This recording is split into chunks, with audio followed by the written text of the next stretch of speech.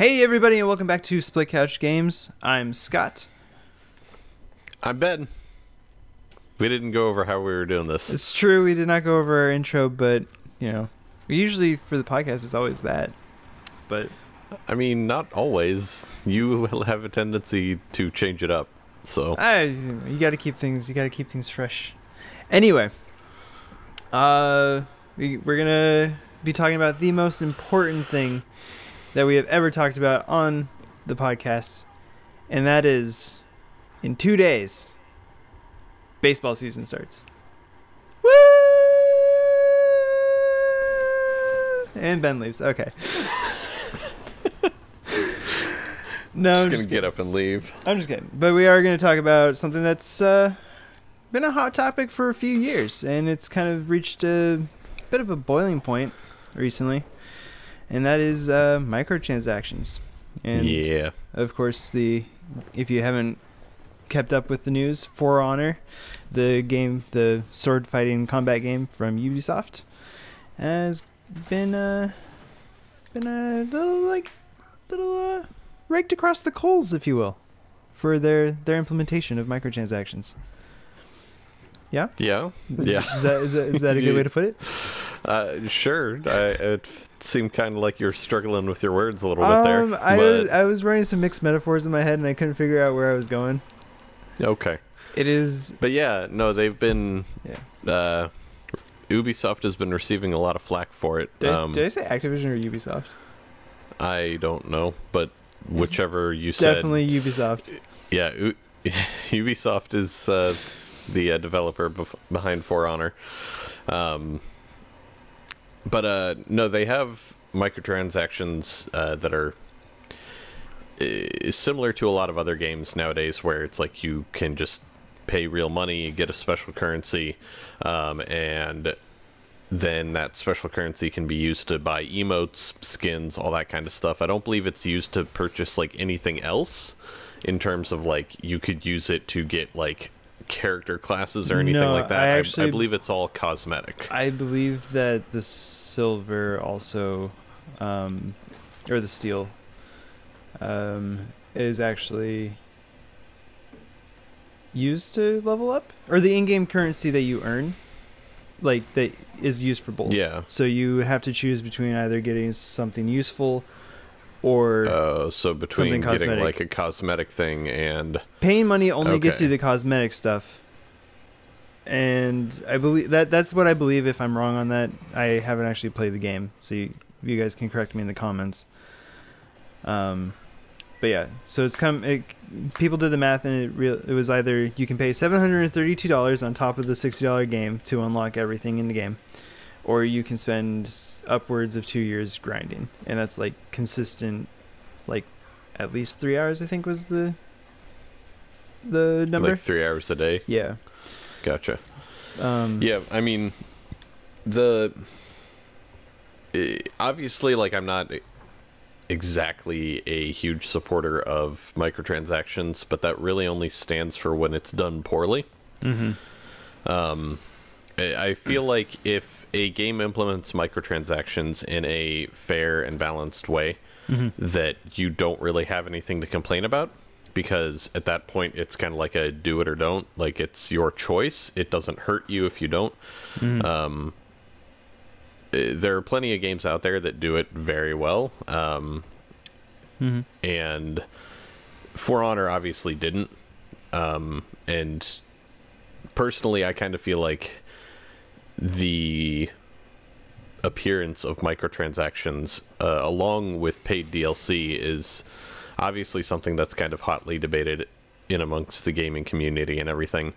Yeah. And there are a lot of people that are like, you know, we shouldn't have to pay for all this stuff, you know, yada yada yada. And regardless of your stance on that, you can't deny the fact that the reason these things exist is because of the fact that over the last, 20, 30 years, the price of a game has only gone up once, really. Yeah. Because, like, once the standard price of, like, $50 came about, it has pretty much stayed that up until the current generation. Or no, it was last generation. Yeah, last generation. Yeah, Yeah, it was Xbox, so 360, PS3. 360, yeah. Yeah.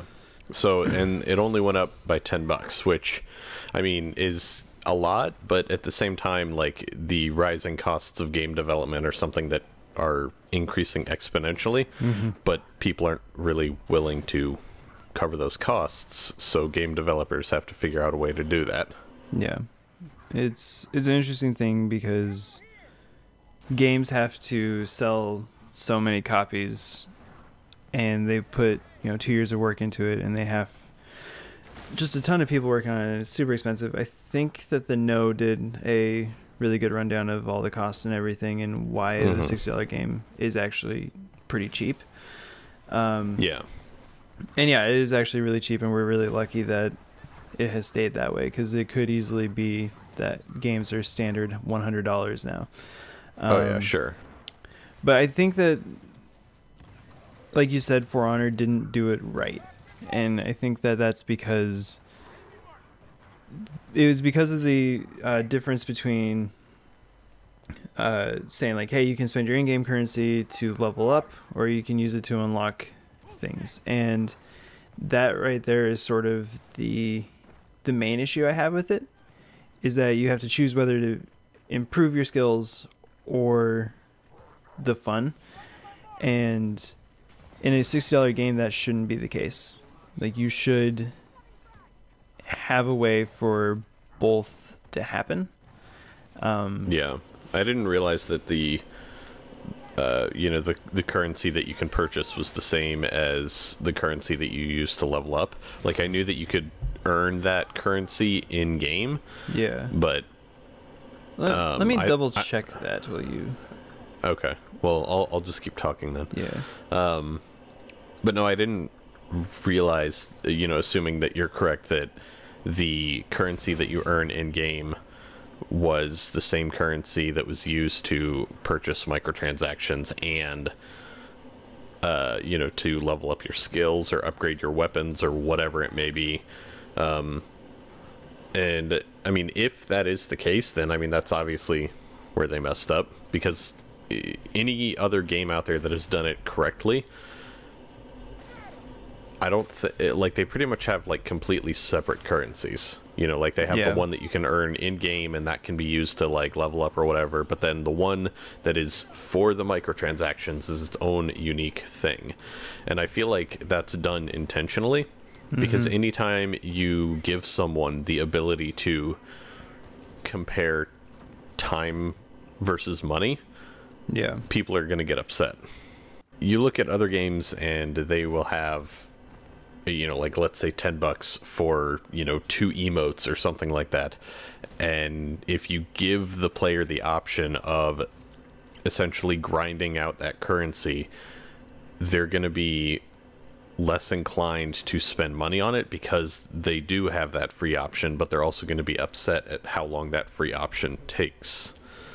I can understand why, as a developer, you'd be like, well, we want everybody to be able to partake in these, even those that can't afford it, but you can't really like hamstring yourself, in the sense that you don't want to make it too easy to get the money naturally, but you don't want to make it too hard either. And honestly, I don't really think there's a middle ground there. It's either too easy or too hard. So the best option, in my opinion, would just be to have a completely independent currency that can only be purchased, and that's what's used for the microtransactions.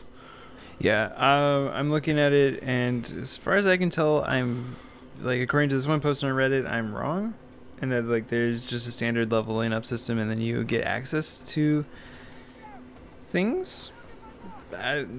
It's really hard to tell, and so I could be wrong. Of us have played the game, so. But what I do want to say is that like, it feels wrong to sell a $60 game and then hide everything behind the microtransactions. Like, I feel like there should be like, almost, it's not really a middle ground, but maybe something along the lines of like, once you pick up the game and you start playing, you can try out the different classes, see what you like, and then at some point you choose like, hey, I would like to unlock a few skins for this class because like with my purchased copy of the game or whatever, so that it's not like, oh, I have to grind now once I figure out what class I want to play and what I want to buy skins and emotes for and everything. Yeah. And I feel like that's something that Gears of War did wrong. Gears of War 4 did wrong as well at launch, was at the very beginning, like in PvP, there were only 5 characters for both the COG and the Swarm, and it felt really boring, especially at the very beginning. Like first day, everyone was playing the same character, and that's not visually interesting. Yeah. And so, and like in Gears 3, and again, like this goes with the rising cost of making games and everything, there was like 30 for each side, COG and Locust. I think probably 40 for the COG and like 25 for the Locust or something like that. There's an insane number that you just kind of unlocked by playing the game. Yeah. Like you level up, you get a character. And it just kind of like, it feels bad when like it's so limited in that way. And I don't personally mind the microtransactions for cosmetic stuff. And in my Gears of War 5 wishlist video that's on the channel, I mentioned that I feel like Gears could have done something where you unlock base characters through like normal means of like beating the campaign, you get a character, and then all their skins are microtransactions, just to like, you know, provide some more variety for people who don't have time to grind thousands and thousands of coins. Yeah. I don't know. I mean, I think it's obviously, like I said, something that like developers are kind of forced to do nowadays. Yeah. Like it's sort of an unfortunate truth. And I mean, for people out there that doubt, like you just got to think about it this way. Like let's say For Honor had 600 people that worked on it. Now, considering this is Ubisoft, we all know that they probably had way more than that working on it because their credits take about 30 years in order to, you know, actually finish and everything. Yeah. But let's say they had 600 people on a constant, regular basis under the project banner of For Honor. Yeah. And let's say that those 600 people were only getting paid $15 an hour. Yeah. And that's everybody from, the janitor all the way up through the tester or whatever, or all the way up through the CEO is what I meant. Janitor, the tester, tester's up at the top. But, all the way from the bottom rungs up to the CEO, everybody was making $15 an hour. Which we all know is ridiculous and not actually the case. Yeah. But, yeah, $15. That company would be spending over actually a little closer to $19 million every single year during development. And I mean that's only counting salary. That doesn't count anything, like utilities, hardware costs, software licenses, anything like that. So, and again, that's $15 an hour, which is very low for the average salary, I would imagine. Yeah. Like average is, I mean, I make more than that. Yeah. So I feel like anybody who is like working as an engineer in a video game studio, if they were making less than what I am, then there's a severe problem. So video games are expensive to make, and so like I don't fault anyone for putting in microtransactions, but like we said, it needs to be done right. And when it takes 2 years to unlock everything, and Ubisoft came out, and we also should mention that they have increased the rate at which the in-game currency does drop by 25%, so it will ease that pain a little bit. So good job, Ubisoft. Hopefully they do a little bit more, because I know that Gears of War also had a problem, but the Coalition, who makes the game, edited the cost of each card pack and everything. So these things are changing, and people are trying to figure out what works and what doesn't work. So good on them for making those changes. And I lost my point. Saying things. I don't know. I mean, I think the point kind of comes down to microtransactions kind of suck. Like, as a gamer, nobody really wants to be shown, hey, give us more money and you'll get this special thing over here that is, you know, to the developer, a minuscule amount of work. Mm-hmm. But at the same time, I don't know, it's just kind of one of those things that has to happen. I mean, I know that back before the Xbox One launched and everything, it was rumored for a while that I think it was EA was going to be charging like $100 per game. Like, that's what they wanted to do. Yeah. And whether or not that rumor was true, I think is beside the point. But the amount of backlash from the gaming community, in my opinion, was totally justified, because that's absurd. But at the same time, like, you can't have your cake and eat it too, you know? Yeah. Like, it's going to be one or the other. We can have paid DLC and microtransactions all over the place, or we can have $100 base games. Yeah. And realistically, especially given the state of the economy in the United States, having the lower cost of base games is probably the better option for a video game studio. And I mean, also, because of the way that most gamers are, like, a majority of gamers don't buy the DLC for games. Like, if they buy the base game, that's their purchase into the thing. So chances are, if you throw down $100 price tag on a game, not as many people are going to buy it. Yeah. And then you don't have the attach rate for any DLC, which there shouldn't be at that point. But yeah. Yeah. I mean, I don't know. It's all a whole bunch of semantics, really, which is unfortunate. And who knows? I mean, maybe a ways down the road we will see another price increase, and that'll help kind of relax things in terms of DLC and all that kind of stuff. Yeah. Because I know there are a lot of people out there that like to believe that there are corporations that are just like money thirsty, you know, mongrels. And that may be true for some companies. Yeah. But I don't believe every company is that way. Yeah. But I don't know. I do want to mention that Overwatch does a fantastic job with their microtransactions, because they are completely optional. Yeah. I think now they do. Has it changed? It has, sort of, because it used to be, first of all, that the only way to get loot boxes was to either buy them or level up. Yeah. And leveling up once you hit 20 would be like, there used to be like this huge wall, basically. Like, I can play like 3 games now and level up, you know, once every 3 games on average, you know, if I'm playing well and everything like that. Mm-hmm. But before that, it would be maybe like 5-6 games every level. Sure.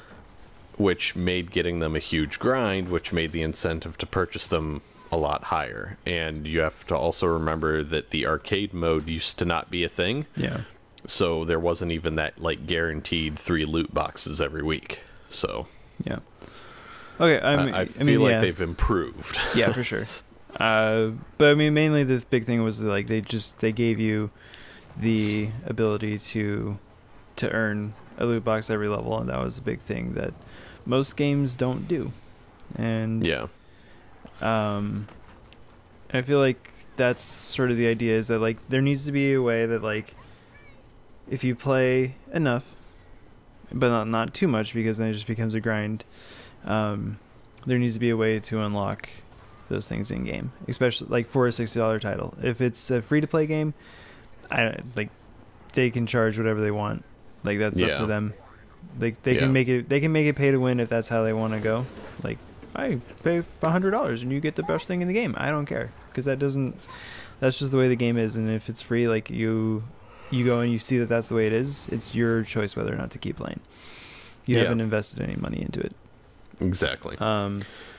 Which is why, like, League of Legends also, like, it has this weird thing where, like, you can use your in-game currency to purchase runes that add like a little bit of stats to your character, like very minimal stats, but they're Mm-hmm. you know, at the highest level, they like the way that you do it affects how you play.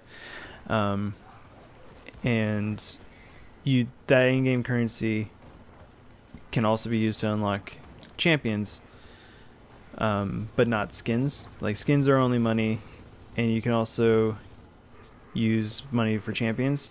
So like there's like a weird like triangle there. Yeah. But again, like, it's fine because it's a free to play game. Any $60 game that tries to do it that way, I feel is wrong. Yeah. I mean, I feel like you said, Overwatch is kind of a good example. And I feel like another good example would be, there are a bunch of games that do it, but similar to kind of like what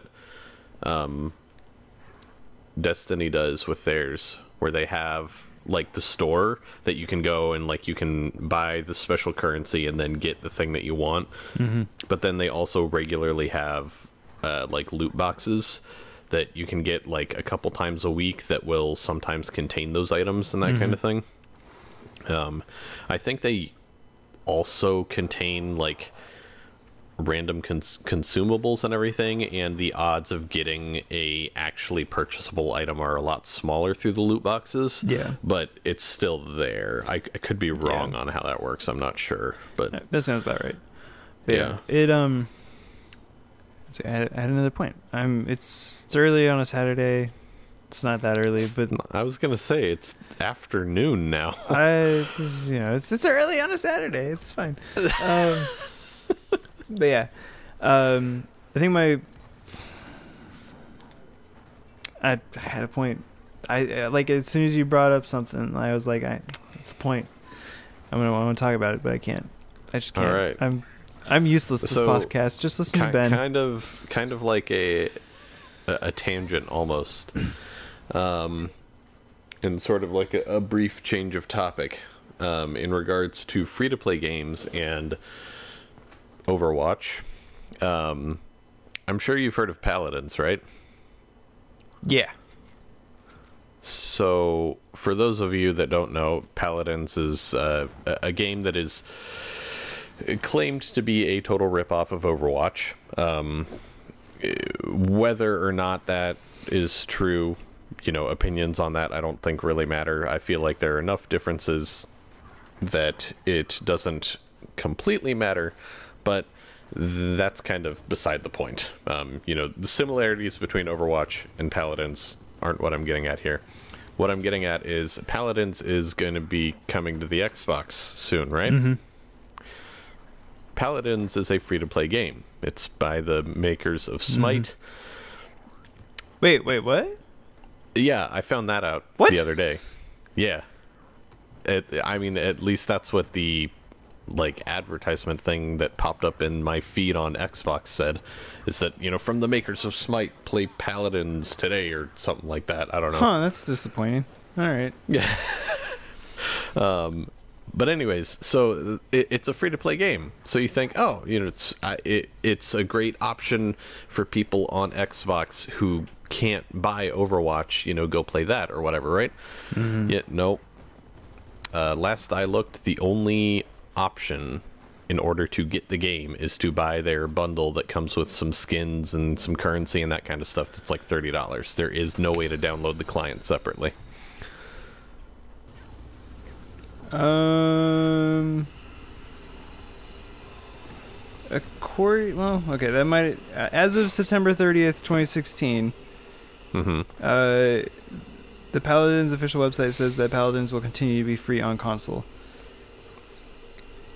Weird. Maybe that might just be a pre-order yet. It might be a pre-order thing where it's like you can pre-order the Founders Pack and then yeah, because you can't pre-order a free-to-play game. Who knows? Why not? Again, that's like 7 months ago, 8 months ago. Math. I remembered my point, but I do want to say that I mean, I don't mind that as long, even if it is purchasable, as long as they give you something for it. Sure. Like, My point wasn't like, oh, they're charging for it now, as much as it was like, I feel like that kind of defeats the purpose. yeah, You know? yeah, for sure. But I don't know. Whatever. But anyway, my point was that, like, microtransactions seem to have a problem when there's a progression system involved in your game. And like Overwatch doesn't have it. Like, you're not leveling up your characters or anything. Like, you have the characters unlocked. They're all there for you to use. For Honor, you have a progression system. And it seems like that is, again, from what I remember, people were complaining about that aspect of it as well. They're like, they had to choose between, but I can't find anything to corroborate that during this podcast. I mean, the only thing that I was, or not the only thing, but I mean, like, the thing that I was noticing with For Honor was just simply that it would take so long to get anything for free. Yeah. So, like, it wasn't even really an option, but like, it was. So, and I mean, that's kind of why I was saying earlier, I feel like you either need to make it easy to get things for free, or you need to not offer that as an option at all. Because I feel like most people are more willing to just accept the fact that microtransactions exist and either participate in them or not, more so than what they are to be like, well, I could get this if I played enough, but I can't. Yeah. Yeah, I don't know. I mean, I feel like I it's also so hard. feel like It depends on the game. I don't know. Yeah, and I mean, I also feel like part of why this is getting so much attention is because, like, you know, it would take 2 years to get everything, and it's like, I mean, that's great, but Yeah. really, like, how many different emotes and everything are there? Because if there's like 300 emotes and it's going to take you 2 years to get all that, then I think that's kind of fair.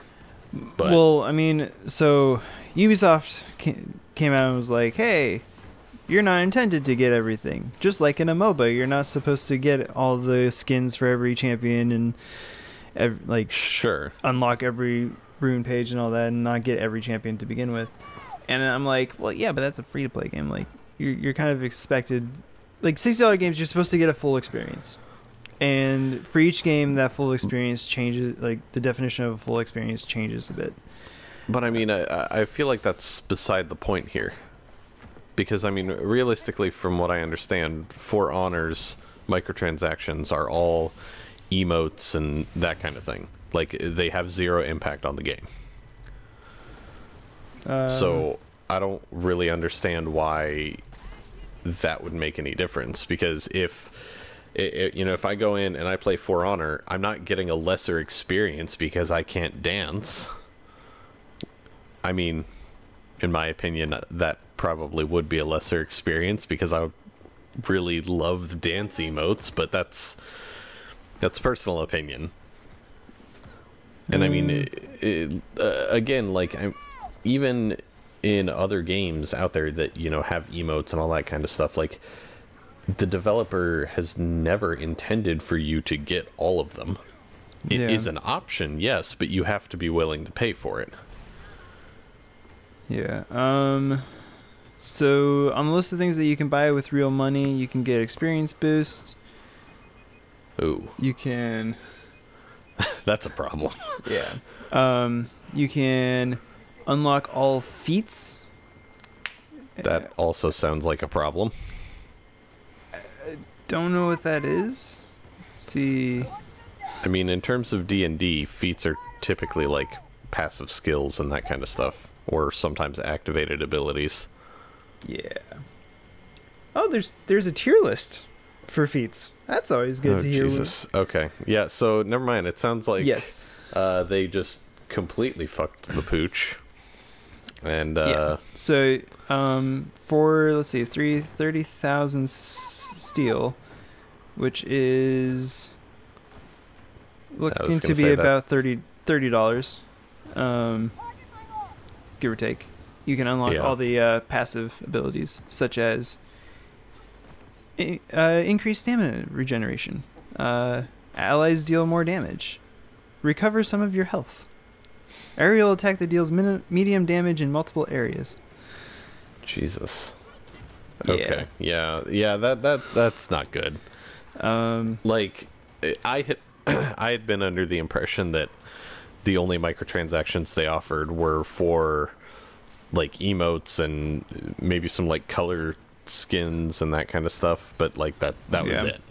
I did not realize that. Yeah. Good job, Ubisoft. Yeah. Anyway, I don't feel like we solved any issues here. We just kind of like complained a little bit, but you know, basically just do it right. Do we Treat your ever audience solve right. issues? I like to think that sometimes we solve some things or like give a solution, and I feel like the solution here is just to not be dumb and like, you know, don't sell anything, especially in a $60 game. Do not sell anything that gives people an advantage in a competitive multiplayer scenario. If it's a single player game, sell whatever the fuck you want. Like you could say no. Wait. If a single player only game says, hey, for $100 you can unlock everything and be awesome level from level 1, I don't care, as long as if it turns off achievement earning for that character. Okay, well, Deus Ex disagrees with you. But it doesn't matter. Like, well, I mean, because sure, it's a single player game, it doesn't affect anyone else. Let me just tell you how they screwed that up. All right, you have 30 seconds. Go. Okay, so in Deus Ex Mankind Divided, you can play, the game just kind of straight through as normal, and like when you level up and everything, you get praxis kits. Those are like your skill points. You can buy those for real money in the store, but they are one-time use. So if you start a new game, you don't get the extra praxis kits again. Yeah, I don't care about that. Like, as long as if they made that clear that is how it worked, I don't care. That is stupid as shit. It's stupid if people bought them. Like, I don't, like, you can put whatever, you can say, hey, here's this thing that has no use whatsoever. Put it in the game. I don't care. You can put whatever microtransactions you want. As long as if it's clear that it's not useful, it's on the people buying it that they shouldn't buy it. Whatever, I guess. That's just how I feel. That's just how it is. All right. Anyway, I'll see you guys. We'll see you guys. I was gonna say, it's like, am I not gonna be here next I'll time? see you guys. You have to buy Ben in microtransaction form. It's gonna cost you 600 steel. It's not that expensive. That's like $2 or something. I fucking hate you, dude. No, you don't. You love me. Anyway, we'll see you guys next time on Split Couch Games. Bye. Bye.